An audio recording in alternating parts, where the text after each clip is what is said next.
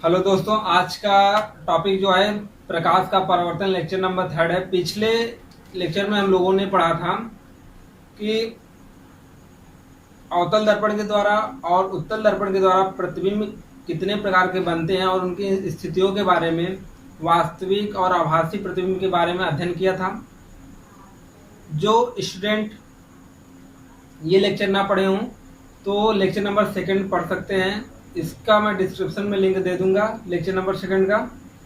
और आज के टॉपिक में हम लोग पढ़ेंगे कि गोली दर्पण के द्वारा, जैसे अवतल दर्पण या उत्तल दर्पण में यू वी तथा एफ मतलब वस्तु की दूरी, प्रतिबिंब की दूरी और फोकस दूरी के बीच जो रिलेशन होता है वो हम लोग पढ़ेंगे। और यह टॉपिक बोर्ड एग्जाम के लिए बहुत ही इंपॉर्टेंट है। या यहाँ से कोई ना कोई एक क्वेश्चन बोर्ड एग्जाम में जरूर आता है। यहाँ से न्यूमेरिकल भी, इसी संबंध से न्यूमेरिकल भी आते हैं बोर्ड एग्जाम में, तो इसलिए यह टॉपिक बहुत ही इंपॉर्टेंट हो जाता है। तो आइए हम लोग देखते हैं यहाँ पर कि गोली दर्पण के लिए यू वी और एफ में संबंध क्या होता है। पहले हम लोग अध्ययन करेंगे कि अवतल दर्पण के लिए कैसा होता है, फिर पढ़ेंगे उत्तल दर्पण के लिए कैसा होता है। तो आइए हम लोग पढ़ते हैं अवतल दर्पण में। देखिए, अवतल दर्पण में हमने माना यह एक क्या है, गोली दर्पण है, जिसका नाम हम लोग दे देते हैं M1 M2। मतलब M1 और M2 क्या है, एक गोली दर्पण है जिससे कुछ दूरी पर एक वस्तु AB रखा हुआ है। अगर इस गोली दर्पण का फोकस दूरी F हो, अर्थात मुख्य फोकस कहां पर होगा, कैपिटल F पर होगा, तो यहां से एक समांतर प्रकाश किरण ले गए। तो पिछले क्लास में आप लोगों को हम बताए थे कि अगर कोई किसी वस्तु से चलने वाली प्रकाश की किरणें मुख्य अक्ष के समांतर होती हैं, ये क्या है, हमारा मुख्य अक्ष है। अगर ये प्रकाश किरण मुख्य अक्ष के समांतर होती है तो दर्पण से परावर्तन के पश्चात फोकस से होकर जाती है। दर्पण से परावर्तन के पश्चात कहां से होकर जाती है, फोकस से होकर जाती है। तो फोकस से होकर जा रही है और दर्पण से परावर्तन के पश्चात फोकस से होकर जाती है और एक प्रकाशिक केंद्र से होकर जाती है। तो दर्पण से परावर्तन के पश्चात प्रकाशिक केंद्र से ही वापस लौट जाती है। अब ये प्रकाश किरणें एक दूसरे को जहां पर इंटरसेप्ट करती है वहां पर प्रकाश वस्तु का प्रतिबिंब प्राप्त होता है। तो यहाँ पर ए बी का प्रतिबिंब कहां पर प्राप्त हुआ, ए डैश बी डैश सी और एफ के बीच में प्राप्त हुआ, मतलब वक्रता के और फोकस के बीच में प्राप्त हुआ। अब हम लोग यहाँ पर ज्ञात करना है यू वी और एफ में संबंध। तो पहले हम लोग जानेंगे यू वी और एफ है क्या, तब उसमें हम लोग संबंध निकालेंगे। तो देखिए, यू जो होती है ये पोल से मतलब ध्रुव से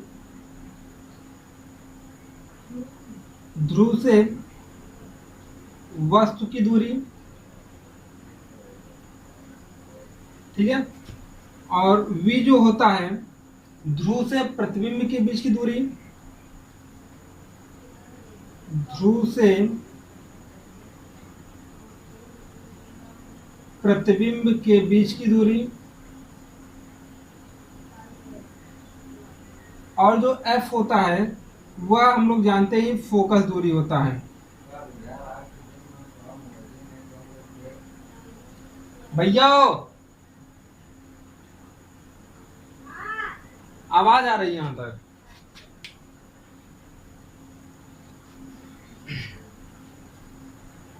हम लोग जानते हैं एफ क्या होता है, फोकस दूरी। तो यू वी और एफ तीनों चीजें हम लोग जान गए। अब यहाँ पर देखिए, बोर्ड जब हम लोग क्या करेंगे या अपने नोट्स में जब हम लोग इसे बना रहे होंगे तो अवतल दर्पण के लिए लिखेंगे क्या, यू वी और एफ में संबंध, और ये डायग्राम बनाएंगे। पहले क्या लिखेंगे, माना एक अवतल दर्पण M1 M2 है। माना एक अवतल दर्पण M1 M2 है जिससे U दूरी पर एक वस्तु रखी गई है जो क्या है, AB है। यहां से चलने वाली प्रकाश की किरणें दर्पण से परावर्तन के पश्चात C और F के बीच में एक प्रतिबिंब बनाती हैं जिसका नाम क्या है, A डैश B डैश, जिसका नाम क्या है, A डैश B डैश है, ठीक है। उसके बाद अब यहाँ पर हम लोग क्या करते हैं कि ये दूरियां सारी दिखाते हैं। तो देखिए,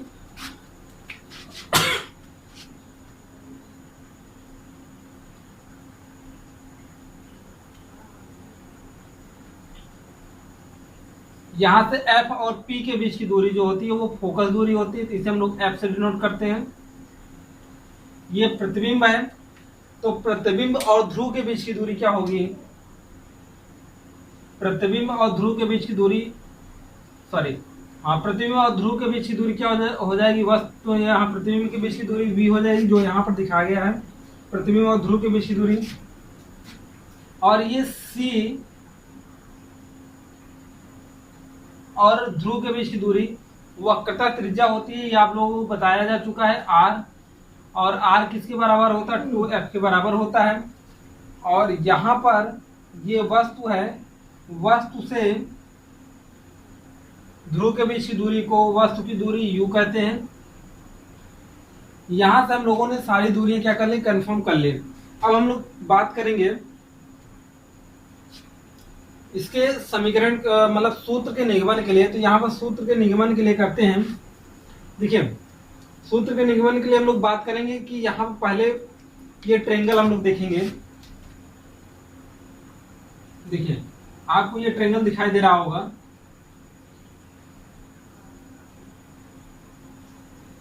डार्क वाला, और सेम यही ट्रायंगल आपको ये दिखाई दे रहा होगा।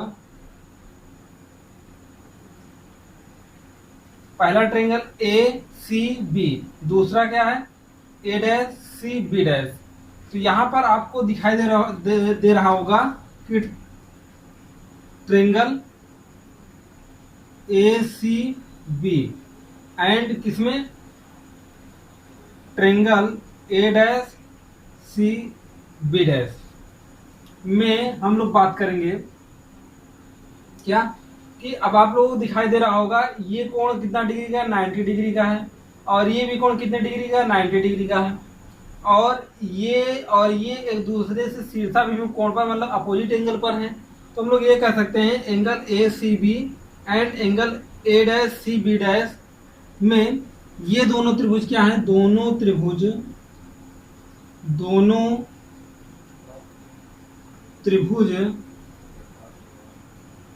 समरूप, दोनों त्रिभुज क्या है? समरूप त्रिभुज हैं। जब समरूप होते हैं तो समरूप त्रिभुज में ये कंडीशन होती है कि इस त्रिभुज का लंब और इस त्रिभुज के लंब में जो अनुपात होता है वही अनुपात इनके आधार में होता है, मतलब समान भुजाओं में समान अनुपात होता है। तो यहाँ पर देखिए, तो हम लोग बात कर सकते हैं ए बी इसका लिया, तो यहाँ पर ए डैश बी डैश हो जाएगा अपान वो, ये भी लंब है और ये भी लंब है, ए डैश बी डैश। अब देखिए, ये आधार लिया हमने, इस त्रिभुज का आधार लिया बराबर ए सी अपान ए डैश सी, तो ये क्या हो जाएगा? A dash C. इसे हम लोग इक्वेशन नंबर 1 मान लेते हैं। ठीक है, इसे इक्वेशन नंबर 1 मान लेते हैं। अब आइए हम लोग आगे देखते हैं इसे।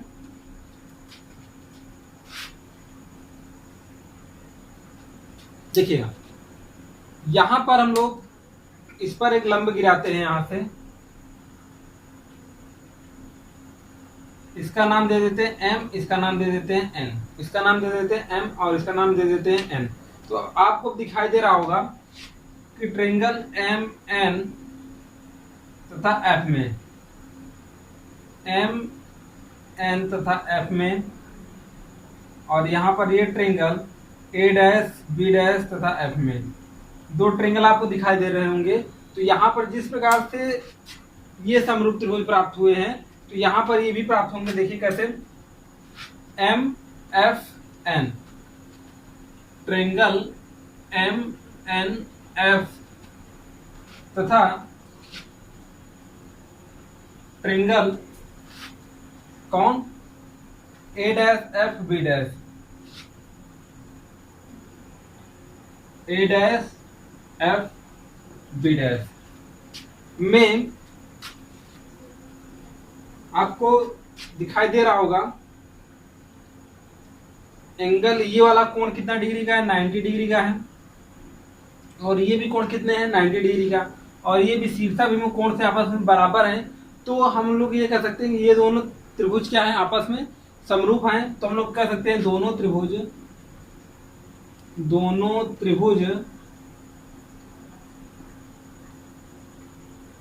समरूप हैं। अतः अनुपातिकता के नियम से, अनुपातिकता के नियमानुसार, अनुपातिकता के नियमानुसार, देखिए अनुपातिकता का नियम क्या कहता है कि सेम वही, जैसे मैंने इस त्रिभुज का लंब लिया था तो इस त्रिभुज का भी लंब लेना पड़ा, उसी प्रकार से यहाँ पर देखिए इस त्रिभुज का लंब mn अपान क्या हो जाएगा a dash b dash, a dash b dash, और यहां पर हम लोग लिख सकते हैं इक्वल fn, fn अपान क्या हो जाएगा a dash f, a dash f हो गया। अब देखिए आपको दिखाई दे रहा होगा AB बराबर, ये क्या है mn है, AB बराबर क्या है, AB बराबर mn, AB बराबर क्या है mn है। तो यहां पर ऐसा हो सकता है, तो यहां पर AB के स्थान पे जहां पर mn है यहां पर AB रख दिया जाए तो ये हो जाएगा AB upon a dash b dash equal to fn upon a dash f, ऐसा हो सकता है।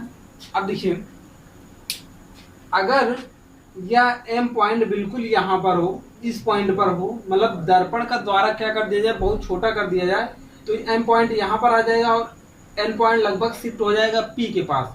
तो हम लोग ये कर सकते हैं कि n p पर होगा, n कहाँ पर होगा, p पर। तो ऐसा भी हम लोग लिख सकते हैं, यदि दर्पण का द्वारक छोटा हो तो हम लोग लिख सकते हैं fn equal to fp, fn equal to fp, ठीक है। तो ये इक्वेशन क्या बन जाएगा हम लोगों का, AB upon a dash b dash equal to fn, fn का स्थान पर fp रखेंगे, a डैश f, ऐसा हो गया। अब देखिए यहाँ पर इक्वेशन नंबर फर्स्ट और इक्वेशन नंबर सेकंड, समीकरण 1 और 2 में आप लोग देख रहे होंगे, समीकरण 1 और 2 में देख रहे होंगे, इस साइड में जो लेफ्ट हैंड साइड है AB upon a dash b dash, AB upon a dash b dash दोनों सेम है। तो इक्वेशन नंबर 1 और 2 से हम लोग कह सकते हैं कि AC upon a dash c और FP upon a dash f आपस में बराबर होंगे। हम लोग ऐसा लिख सकते हैं, समीकरण 1 व समीकरण 2 से, समीकरण 1 व समीकरण 2 से क्या कर सकते हैं, AC upon a dash c equal to FP upon a dash f, ऐसा हो सकता है। जब ऐसा हो सकता है तो देखिए अब यहां पर हमको क्या AC पता है, AC नहीं पता है, तो अब यहां से ये हमारा मेन इक्वेशन रहा।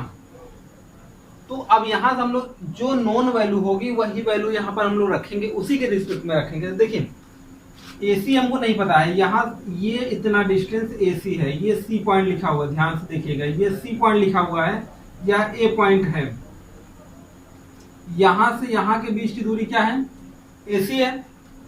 अगर यहां से यहां के बीच की दूरी AC है, अगर हमको AC की लंबाई चाहिए तो हम लोग क्या कर सकते हैं, AP, मतलब ये पूरी की पूरी दूरी में से इतनी दूरी को सब्ट्रैक्ट कर दें। कहने का आशय ये है कि AP, ध्यान से समझिएगा, ये पॉइंट यहीं पर नहीं समझ में आता है, AP माइनस CP, ये क्या हो जाएगा, AP माइनस क्या हो जाएगा CP, AC का स्थान पर हमने लिख दिया। अब देखिए A डैश C पता है क्या हमको, देखिए A डैश C कहाँ पर है, यह जो है A डैश है और ये इतना A डैश C है, ध्यान से देखिएगा, A डैश C, ये भी दूरी हमको नोन नहीं है, ध्यान देना, पता नहीं है। तो यहां से हम लोग क्या कर सकते हैं, CP हमको पता है, CP पता है, और यहां से A डैश P भी पता है, क्योंकि A डैश P क्या होता है, V होता है।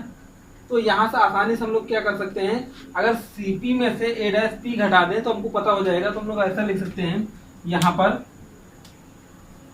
क्या, CP minus A dash P A dash P, देखिए Cp minus A dash P, दो चीज हम कंप्लीट कर चुके हैं। अब देखिए आगे Fp क्या हमको पता है क्या? Fp देखिए Fp हमको पता है, फोकस दूरी होती पता है, इसको ऐसे रहने दीजिए Fp। अब यहाँ पर F dash A dash F, A dash F जो है ये पॉइंट क्या है, ए डैश है, यहाँ पर ए डैश एफ ये भी हमको पता नहीं है, तो यहाँ पर हम लोग करेंगे क्या, ए dash P, A dash P हमको पता होता है, A dash P minus, A dash P minus क्या हो जाएगा, एफ पी, एफ पी, इतनी वैल्यू हमको पता हो गई। अब देखिए इसे हम लोग आगे सॉल्व करेंगे, तो ध्यान से देखिएगा इसे हम लोग आगे सॉल्व कैसे करेंगे। देखिए एपी की वैल्यू जो है हमारे पास, एपी क्या है, वस्तु की दूरी है, और यहां पर आप लोगों को कई बार बताया गया था कि चिन्ह परिपाटी के नियम में अगर कोई अवतल दर्पण है या उत्तल दर्पण है तो यहाँ पर हम लोग मूल बिंदु लेते हैं, और मूल बिंदु इस साइड के डायरेक्शन में जो भी दूरियां ली जाती है वो निगेटिव ली जाती हैं, और इस डायरेक्शन में क्या लिया जाता है, पॉजिटिव लिया जाता है, और ऊपर में पॉजिटिव लिया जाता है और नीचे क्या लिया जाता है, निगेटिव लिया जाता है, ये बताया जा चुका है। तो यहीं पर इसका एप्लीकेशन करेंगे, जो इस डायरेक्शन में जो जितनी भी दूरियां होंगी वो सारी की सारी दूरियां किस में ली जाएंगी, निगेटिव में ली जाएंगी। तो ध्यान से देखते रहिए, एपी, एपी के स्थान पर हम लोग रखेंगे क्या, यू, वो भी किस में, माइनस में, माइनस क्या हो जाएगा यू, सीपी, सीपी मतलब ये आर, आर क्या है, वक्रता त्रिज्या है। तो देखिए आर इक्वल टू हम लोग लिख सकते हैं, यहाँ पर एफ बराबर आर बाई 2 था, तो आर बराबर क्या हो जाएगा, 2f हो जाएगा, और दूरी इस डायरेक्शन में है तो किस में हो जाएगी, माइनस में, तो माइनस क्या हो जाएगा, 2f हो जाएगा, डिवाइड बाई। अब देखिए यहाँ पर Cp है, क्या है, Cp है, तो Cp की वैल्यू कितनी है, ये C है और ये P है, तो Cp क्या है, R है, तो वही R का स्थान में -2f रखना है। क्यों रखना है R का स्थान पे, क्योंकि वैल्यू हमको किससे निकालनी है, U, V और F में संबंध निकालना है। तो देखिए -2f हो गया, A dash P, A dash P यहाँ पर क्या है, V है, तो माइनस में लिया जाएगा तो -V हो जाएगा। अब इसे आगे FP, FP क्या है, V है, क्या है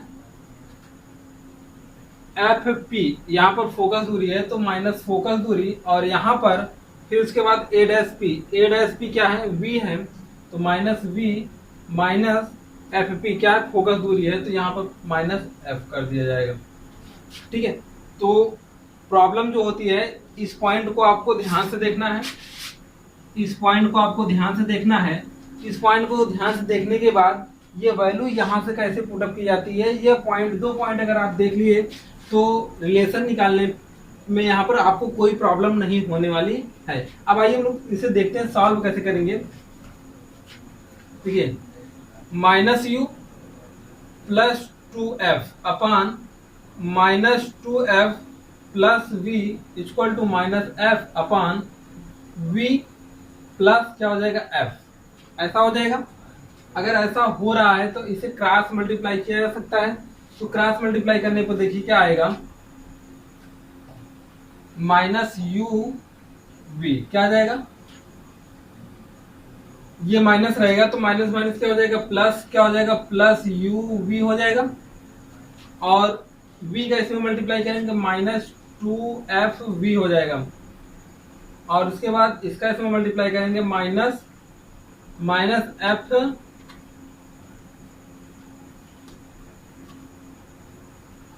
fu हो जाएगा।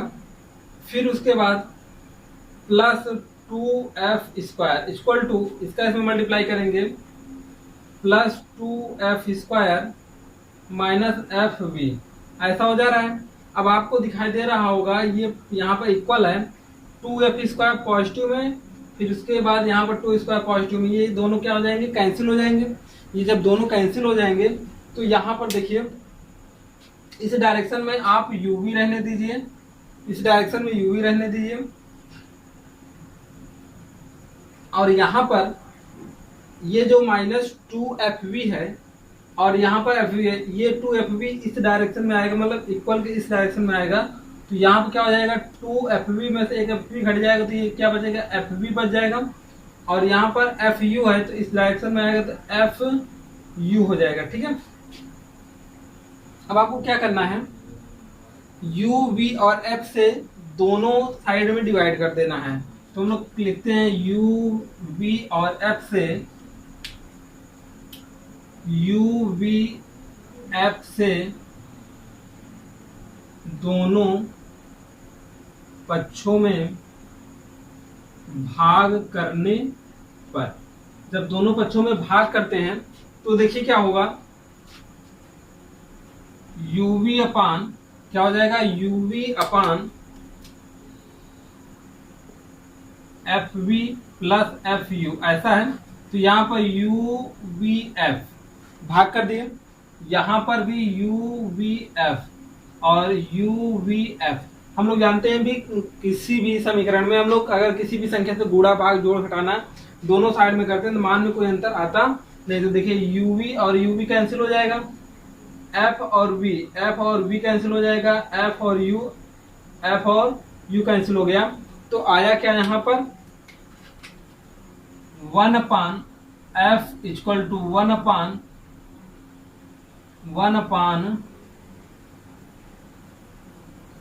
V plus 1/U।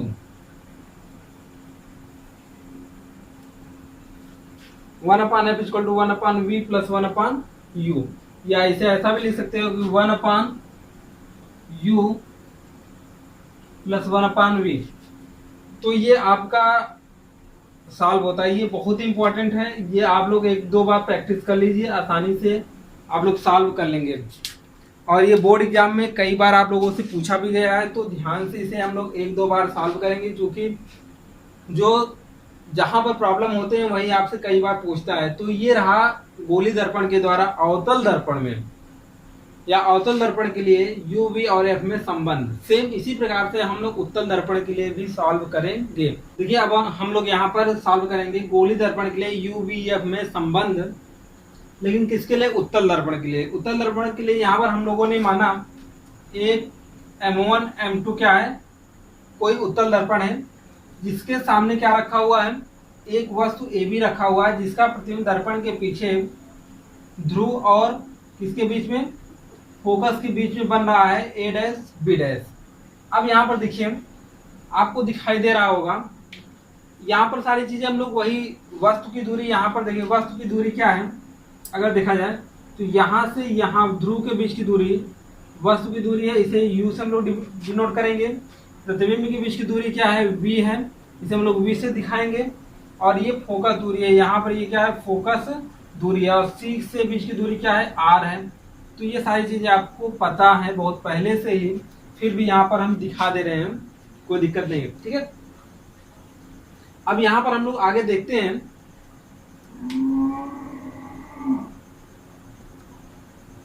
अब हम लोग यहाँ पर आगे देखते हैं कि आपको दिखाई दे रहा होगा इस पॉइंट से AB से ये, और सीधा ये लाइन यहाँ पर क्रॉस करते हुए जाएंगे C तक।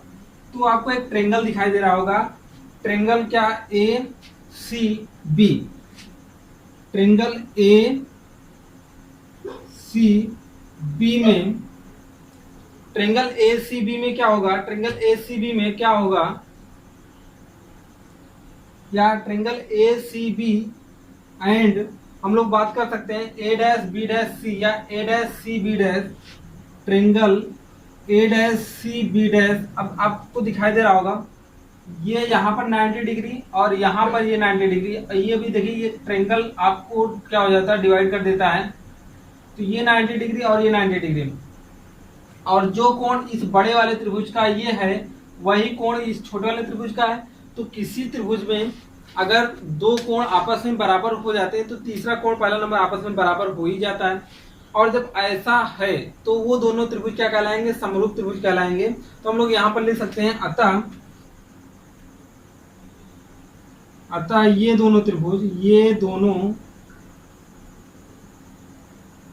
त्रिभुज समरूप हैं। ये दोनों त्रिभुज क्या है, समरूप हैं। तो अनुपातिकता के नियम से, तो अनुपातिकता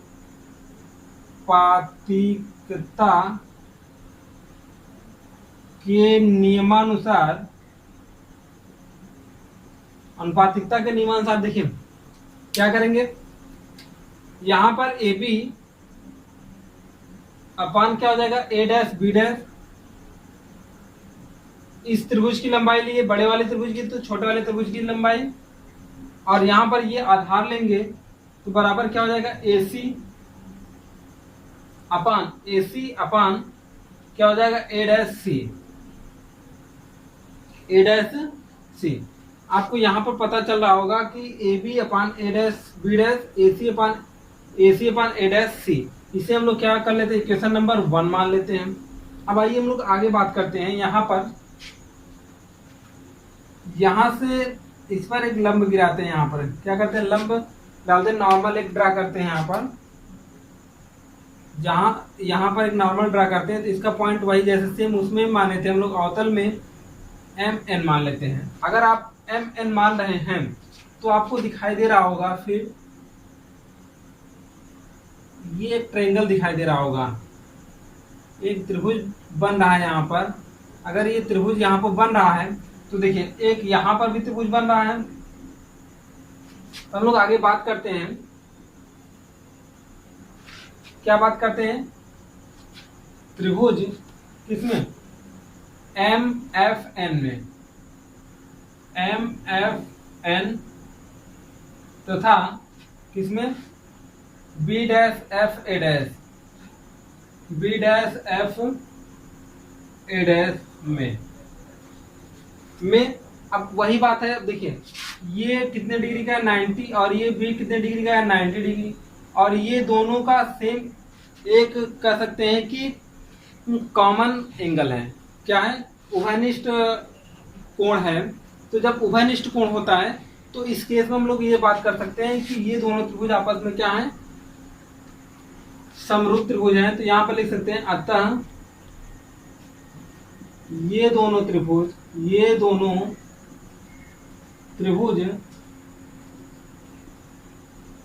समरूप त्रिभुज, अतः ये दोनों त्रिभुज कैसे हैं, समरूप त्रिभुज हैं। जब ये समरूप त्रिभुज हैं तो इनमें भी अनुपातिकता का नियम लगाया जा सकता है। तो आगे लिखेंगे अनुपातिकता के नियम से, तो अनुपातिकता के नियम से, अनुपातिकता का नियम क्या कहता है, यही एम एन अपान क्या हो जाएगा, A dash B dash, A dash B dash equal to, अब यहाँ पर देखिए इसकी लंबाई लिए तो इस त्रिभुज की लंबाई ले ली। अब यहाँ पर एफ एन, यह क्या हो जाएगा, F N upon A dash F, A dash F.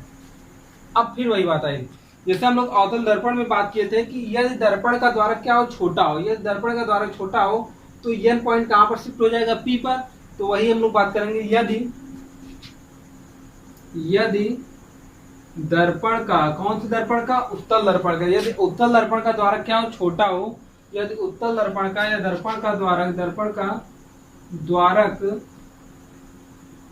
छोटा हो तो अब यहां पर हम लोग लिख सकते हैं एफ एन, क्या, एफ एन इक्वल टू क्या हो जाएगा, F P, F N equal to क्या हो जाएगा, एफ पी। ऐसा लिख सकते हैं। जब ऐसा लिख सकते हैं तो यहाँ पर, और देखिए एक बात हम लोग यहाँ पर ये भी लिख सकते हैं, एम एन इक्वल टू क्या होगा, A B, and M N equal to क्या हो जाएगा, ए बी। तो हम लोग बात इन दोनों को इक्वेशन नंबर यहाँ पर रखते हैं। तो ये क्या हो जाएगा, A B upon A dash B dash equal to, F N का स्थान एफ पी रखेंगे, यहाँ जो एफ एन है उसका स्थान क्या रखेंगे, एफ पी रखेंगे। तो ये एफ पी हो जाएगा अपान क्या हो जाएगा, ए डैश एफ। इसे इक्वेशन नंबर हम लोग क्या मान लेते हैं, सेकंड मान लेते हैं। ये इक्वेशन नंबर फर्स्ट था, ये इक्वेशन नंबर सेकंड है। तो समीकरण 1 व समीकरण 2 से, समीकरण 1 व समीकरण 2 से जब दोनों समीकरण से हम लोग बात करेंगे तो देखिए इस इक्वेशन में A B A dash B dash, यहाँ पर भी A B A dash B dash दोनों इक्वल हैं, तो ये दोनों पार्ट आपस में बराबर हो सकते हैं। तो हम लोग लिख सकते हैं A C upon A dash C equal to, यहाँ पर क्या हो जाएगा F P upon A dash F, ऐसा हो जाएगा। जब ऐसा है तो देखिए अब यहाँ पर फिर वही केस आया कि अब हमको इन सबका नोन वैल्यू लिखना पड़ेगा, कि नोन जो होगा हमको जो पता होगा वो लिखना पड़ेगा। तो देखिए ए सी हमको पता नहीं है, ए सी की लंबाई हमको टोटल पता नहीं है, लेकिन अगर हम लोग बात करें A P plus C P, इसके स्थान पर क्या करेंगे ए पी प्लस क्या करेंगे सी पी अपान क्या हो जाएगा A dash C, A dash सी भी हमको नहीं पता है, ए डैश सी भी नहीं पता है। जब ए डैश सी नहीं पता है तो हम लोग क्या ले सकते हैं सी पी, क्या ले सकते हैं C P minus A dash P, minus A dash P. तो देखिए यहाँ पर क्या हो जाएगा C P minus C P minus, चूंकि हमको निकालना है ए डैश सी इतना निकालना है, तो इस पूरे में से इतने को सब्ट्रैक्ट कर दें तो ए डैश पी ऐसा हो जाएगा इक्वल। अब यहाँ पर देखिए सॉल्व करना है एफ पी, एफ पी हमको पता है क्या एफ पी, ये फोकस दूरी होती है हमको पता है ऑलरेडी, तो इसको हम लोग ऐसे रहने देते हैं एफ पी अपान। अब यहाँ पर हम लोग बात करते हैं ए डैश एफ की, ए डैश एफ क्या है ए डैश एफ इतना है, तो हम लोग इसे निकालेंगे यहाँ पर कैसे एफ पी, एफ पी ये टोटल हो गया, टोटल में से ए डैश पी घटा दें ए dash P, A dash P हमको पता है क्या ए डैश पी हमको पता है ये क्या है प्रतिबिंब की दूरी है। तो इस प्रकार से यहाँ पर ये दोनों पॉइंट आपको बहुत अच्छे से केयरफुली ध्यान रखने होंगे, जो अगला पॉइंट होगा उसे भी हमको थोड़ा सा ध्यान रखना होगा। तो देखिए आसानी से आ जाएगा कैसे। और हम लोग बात करेंगे वैल्यू रखने की सारी, तो वैल्यू यहीं पर रखते हैं। देखिए यहाँ पर जब रखते हैं तो A dash P sorry A P की वैल्यू क्या है, ए पी की वैल्यू यू है, ध्यान देना यू क्या होगा इस डायरेक्शन में दूरी है। तो यहाँ पर देखिए कार्तीय तल बनाएंगे यहाँ पर, तो अगर ये कार्तीय तल बना रहे हैं तो इस डायरेक्शन में यहाँ पर माइनस होगा, ये माइनस यू रखेंगे, सी पी जो आएगा ये सी पी, ये यहाँ पर क्या है पी, सी पी क्या है आर है, तो ये प्लस क्या हो जाएगा 2f हो जाएगा, क्या हो जाएगा 2f हो जाएगा, क्योंकि ये वक्रता त्रिज्या है। तो वक्रता त्रिज्या क्या होती है फोकस दूरी की दोगुनी होती है, तो दोगुनी कर दिया हमने, ठीक है। और इस डायरेक्शन में इसलिए हमने पॉजिटिव कर दिया। अब यहाँ पर Cp फिर आया, Cp वही है, तो यहाँ पर 2f हमने कर दिया, फिर minus A dash F, A dash P क्या है हमारी प्रतिबिंब की दूरी है, तो प्रतिबिंब की दूरी को हम लोग v से डिनोट करते हैं, तो ये v हो गया। अब यहाँ पर एफ पी जो है ये क्या है फोकस दूरी है, वो भी पॉजिटिव में, तो हमने पॉजिटिव रख दिया, एफ पी यहाँ पर फिर पॉजिटिव, और यहाँ पर ए डैश पी क्या है प्रतिबिंब की दूरी है, इसे ऐसा कर दिए। अब हम लोग क्या करेंगे दोनों साइड का क्रॉस मल्टीप्लाई करेंगे, दोनों साइड का क्या करेंगे क्रॉस मल्टीप्लाई करेंगे और सॉल्व करेंगे सेम एज इट इज, जो हम लोग अवतल दर्पण के केस में सॉल्व किए थे वैसे ही यहाँ पर भी सॉल्व करेंगे। देखिए कैसे यहाँ पर करेंगे मल्टीप्लाई, तो ये क्या हो जाएगा माइनस एफ यू हो जाएगा, माइनस क्या हो जाएगा एफ यू, और यहाँ पर 2f स्क्वायर वो भी प्लस के साथ होगा, फिर यू वी का मल्टीप्लाई करेंगे, तो ये क्या minus minus plus U V हो जाएगा, और इसके साथ मल्टीप्लाई करेंगे तो माइनस 2f वी हो जाएगा इक्वल, f का इसमें मल्टीप्लाई करेंगे तो ये 2f स्क्वायर हो जाएगा, और f का v के साथ मल्टीप्लाई करेंगे माइनस एफ वी हो जाएगा, माइनस क्या हो जाएगा एफ वी। अब आपको दिखाई दे रहा होगा कि यह एक इक्वेशन है, और इक्वेशन में जब दो चीजें बराबर होती हैं तो कैंसिल हो जाती हैं या घट के जीरो हो जाती है। तो ये देखिए F 2f square plus plus में दोनों थे कैंसिल हो जाते हैं, और इसे हम लोग लिखते हैं एफ वी इक्वल टू, अब देखिए यहाँ पर 2f वी और इस साइड में आएगा तो प्लस एफ वी हो जाएगा और घट जाएगा, तो एफ वी, और ये एफ यू जो है इधर आएगा तो ये एफ यू पॉजिटिव के साथ हो जाएगा। फिर दोनों पक्षों में हम लोग क्या करते हैं, दोनों साइड में दोनों पक्षों में यू वी और एफ से भाग करने पर तो भाग देते हैं, तो देखिए U V upon U V F equal to F V upon U V F plus F U upon U V F. जब ऐसा करते हैं तो यहाँ पर देखिए यू वी से यू वी गया, एफ वी से एफ वी गया, एफ यू से एफ यू गया, तो फाइनली हमारे पास बचा गया 1 upon F equal to 1 upon U plus 1 upon V, same वही है। तो इस प्रकार से हम लोग अवतल दर्पण के द्वारा और उत्तल दर्पण के द्वारा यू वी और एफ में क्या निकाले, संबंध निकाले। और ये दोनों टॉपिक बहुत ही इंपॉर्टेंट हैं। इस पर न्यूमेरिकल, बहुत सारे न्यूमेरिकल हैं जो हम लोग अगले लेक्चर में करेंगे। न्यूमेरिकल ही ओनली वन, उस लेक्चर में हम लोग न्यूमेरिकल ही करेंगे। तो मैं ये कहूँगा कि ये टॉपिक जो है अवतल दर्पण और उत्तल दर्पण, दो एग्जाम में दोनों में से कोई एक पूछता है, या तो अवतल दर्पण पूछेगा या तो उत्तल दर्पण पूछेगा। तो एक अगर हम लोग सॉल्व कर लेते हैं तो सेम वही प्रोसेस है, बस थोड़ा सा डिफरेंस है कि अवतल दर्पण में प्रतिबिंब सामने बनता है और जबकि उत्तल दर्पण में पीछे बनता है, तो थोड़ा सा डिफरेंस हो जाता है, लेकिन लगाने का तरीका एक है। अगर हम लोग सॉल्व करेंगे तो आसानी से हो सकता है। ठीक है, तो आइए हम लोग अब अगला टॉपिक पढ़ते हैं। देखिए संयुग्मी फोकस क्या होते हैं, उन दो बिंदुओं को ध्यान से सुनिएगा, उन दो बिंदुओं को संयुग्मी फोकस कहते हैं जहां किसी एक बिंदु पर रखी वस्तु का प्रतिबिंब दूसरे स्थान पर बनता है तथा दूसरी वस्तु पर दूसरे स्थान पर जहां पर प्रतिबिंब बना हुआ है वहां पर वस्तु रखेंगे तो पहले स्थान पर प्रतिबिंब प्राप्त हो जाएगा। तो उन दोनों बिंदुओं को हम लोग क्या कहेंगे, संयुग्मी फोकस कहते हैं। देखिए फिर हम लोग बात करते हैं कि संयुग्मी फोकस क्या है। संयुग्मी फोकस उन दो बिंदुओं को कहेंगे, यहाँ पर कोई अवतल दर्पण या उत्तल दर्पण के भी मैं बात नहीं कर रहा हूँ, लेकिन मैं बात ये कर रहा हूँ कि संयुग्मी फोकस क्या होता है कि दो बिंदुओं को कह रहे हैं। कि जैसे यहाँ पर बात करते हैं कि अगर हम लोग अवतल दर्पण के केस लेते हैं, अवतल दर्पण के केस में अगर हम लोग बात करते हैं कि यहाँ पर कोई वस्तु रखा हुआ है, यहाँ पर कोई वस्तु रखा हुआ है, जैसे हम लोग इसे सी मान लेते हैं, सी पर कोई वस्तु रखा हुआ है, तो इसका जब हम लोग प्रतिबिंब बनाते हैं तो यहीं पर प्राप्त होता है। कैसे, यहाँ पर चलने वाली प्रकाश किरण समांतर जाती है तो फोकस से होकर जाएगी, अगर फोकस से होकर जाता है तो मुख्य समांतर हो जाता है, तो यहीं पर प्राप्त हुआ। जब यहाँ पर वस्तु रखेंगे पुनः, यहाँ पर जब ऐसे वस्तु पुनः रखेंगे तो इसका प्रतिबिंब यहीं पर प्राप्त हो जाएगा ऊपर के डायरेक्शन में। तो इन बिंदुओं को हम लोग क्या कहेंगे, संयुग्मी फोकस कहेंगे। तो वही बात है कि संयुग्मी फोकस कहेंगे किसे, उन दो बिंदुओं को संयुग्मी फोकस कहते हैं। उन दो बिंदुओं को क्या कहते हैं, संयुग्मी फोकस कहते हैं जिसमें पहले बिंदु पर रखी वस्तु का प्रतिबिंब दूसरे बिंदु पर प्राप्त होता है तथा दूसरे बिंदु पर रखी वस्तु का प्रतिबिंब पहले बिंदु पर प्राप्त होता है। उन बिंदुओं को संयुग्मी फोकस कहते हैं।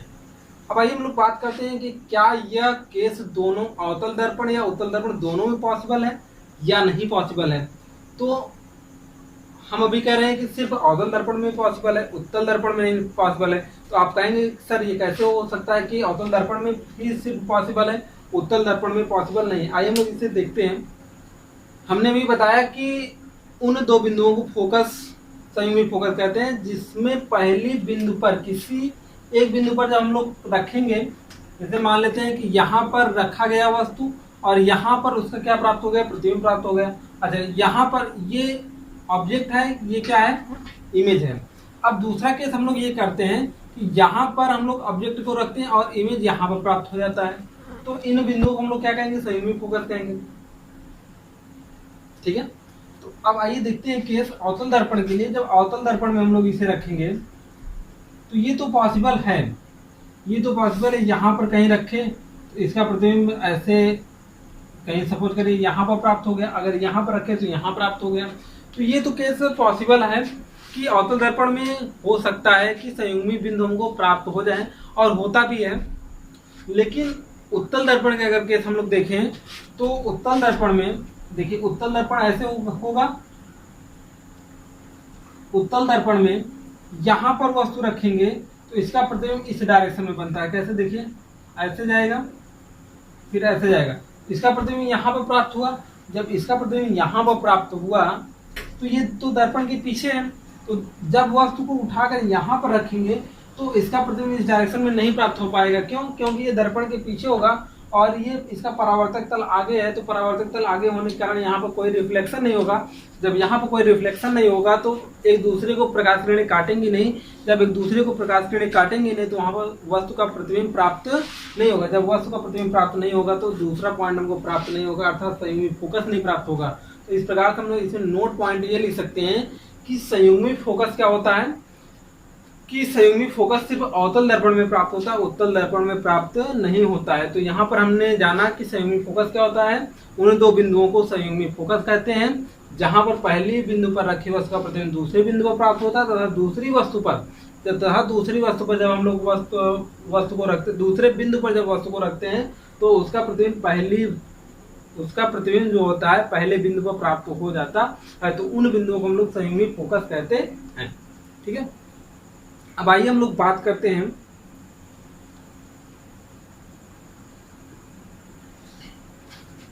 देखिए अब हम लोग बात करेंगे लीनियर मैग्निफिकेशन, रेखीय आवर्धन।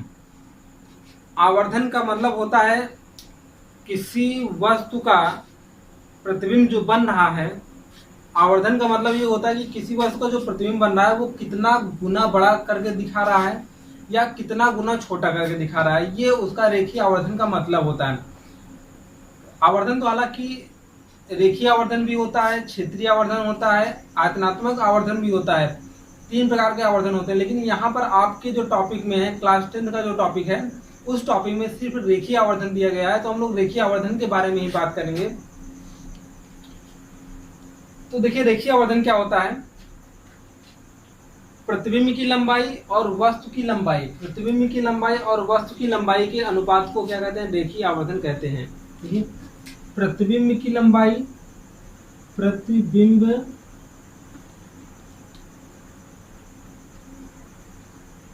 की लंबाई और वस्तु की लंबाई के अनुपात को रेखीय आवर्धन कहते हैं। क्या कहते हैं, रेखीय आवर्धन कहते हैं। इसे हम लोग स्मॉल एम से प्रदर्शित करते हैं। किससे प्रदर्शित करते हैं, स्मॉल एम से। जब इसे इसमें स्मॉल एम से प्रदर्शित करते हैं तो हम लोग एक फॉर्मूला इसे बना सकते हैं, रेखीय आवर्धन इक्वल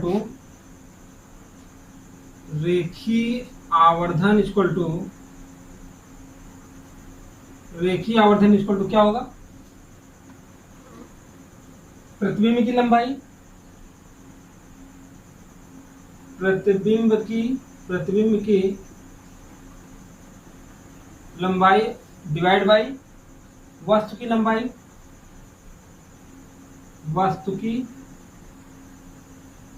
लंबाई, अब देखिए रेखीय आवर्धन को हम लोग एम से डिनोट करते हैं। प्रतिबिंब की लंबाई क्या होती है, इमेज आई से और ऑब्जेक्ट ओ से, तो ये आई अपान ओ क्या हो जाएगा, हम लोग इसे फॉर्मूले के रूप में याद कर सकते हैं कि रेखीय आवर्धन m equal to I upon ओ होता है। अब आइए हम लोग इसे इसका सूत्र के रूप में निगमन करते हैं। इसका फॉर्मूला क्या आएगा, तो सूत्र के रूप में जब हम लोग इसका निगमन करते हैं तो देखिए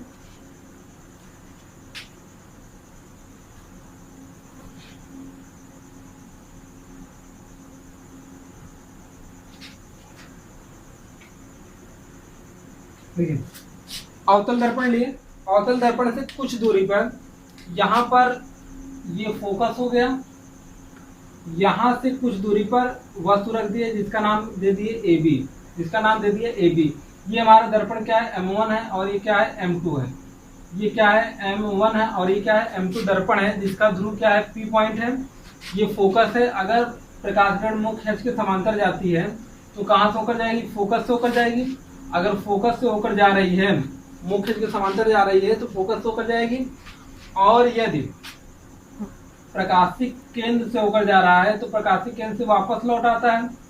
तो इसमें एक तीसरा पॉइंट हम लोगों को जानना होता है जो हम लोग का सूत्र का नियमन बहुत आसान कर देता है, तो देखिए अगर ध्रुव से होकर जाती है कोई किरण, कोई प्रकाश किरण कहाँ पर जाती है, ध्रुव से होकर जाती है, तो जितना कोण बनाते हुए आई है वो उतना कोण बनाते हुए वापस लौट भी जाती है, तो भी यहीं पर एक दूसरे को इंटरसेक्ट करती हैं। तो मतलब यहाँ पर बात आई ये आपतन कोण और परावर्तन कोण आपस में क्या होंगे, बराबर होंगे।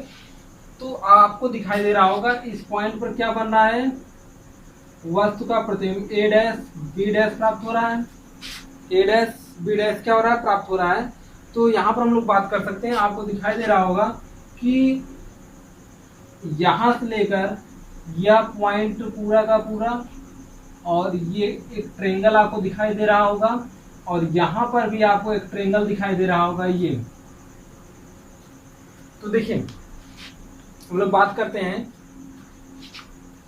Triangle A P B, A P B, and यहां पर बात करेंगे A dash P B dash, triangle A dash P B dash में जब ए दोनों ट्रेंगल में बात करते हैं तो आपको दिखाई दे रहा होगा कि इस ट्रेंगल में ये कोण और ये कोण क्या है, 90 डिग्री है ये कोण। और यहां पर हम लोग बात कर सकते हैं कि angle P A B equal to P A dash, angle P A dash B dash equal to 90 degree समकोण है। और यहाँ पर बात कर सकते हैं कि ये कोण और ये कोण भी आपस में क्या है, बराबर हैं। कैसे, देखिए B P A, angle B P A equal to, यहाँ पर बात कर सकते हैं कि angle A P A dash P B dash बराबर है, क्यों, परावर्तन कोण तथा अपवर्तन कोण।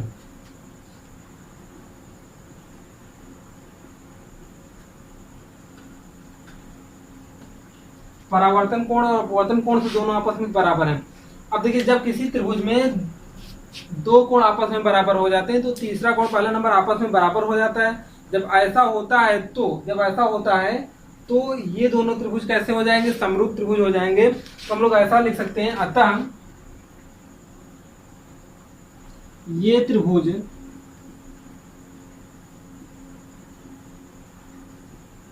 समरूप त्रिभुज है। अतः ये त्रिभुज क्या है, समरूप त्रिभुज है। जब ये त्रिभुज समरूप हैं तो यहां पर देखिए A dash B dash, A dash B dash upon A B equal to, ये क्या हो सकता है, ए पी, सॉरी पहले ए डैश पी लिखेंगे, A dash P upon A P हो सकता है, ऐसा हो सकता है। अब देखिए यहां पर ए डैश बी डैश क्या है, प्रतिबिंब की लंबाई है।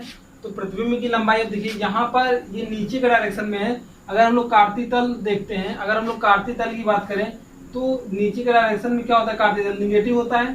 तो यहाँ पर हम लोग आई का सिंबल क्या लेंगे, माइनस आई लेंगे। और ऊपर के डायरेक्शन में ए बी है, ए बी है तो वस्तु की लंबाई क्या लेते हैं, पॉजिटिव लेते हैं, क्योंकि ऊपर के डायरेक्शन में क्या होता है, पॉजिटिव होता है।